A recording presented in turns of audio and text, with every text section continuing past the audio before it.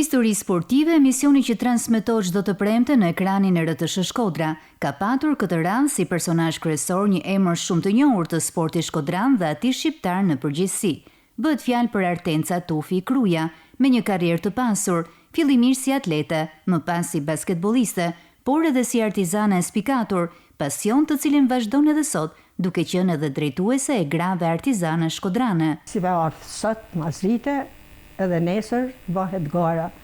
Keme ba kësim zjatit edhe 200 metrë. Direkt në garë, pa stërvitje? Pa asnjë stërvitje. Si përfundim, unë nisa vrap, shkova atje, kam dale para, ashtë gara e para dhe më thanë, ke thyrë rekord. Deshte, a kam thuj, a kam venos, ala nuk e majnë. I takon vitin 1958. Në atletik ishin gara individuale, me pirashim të stafetave që ishim 4 veta.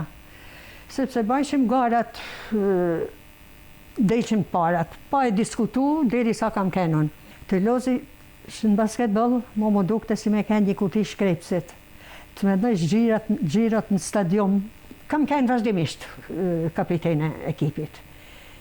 Kam shku shumë mirë me tana vajzat. Krahas karrierës së saj individuale, Artenca foli dhe për traditën familjare sportive, kryesisht për të vëllain e saj, ish atletin dhe trajnerin e mirënjohur Vildan Tufi, por edhe djalin e saj Dritan Kruja, si dhe nipin Marsi Kruja.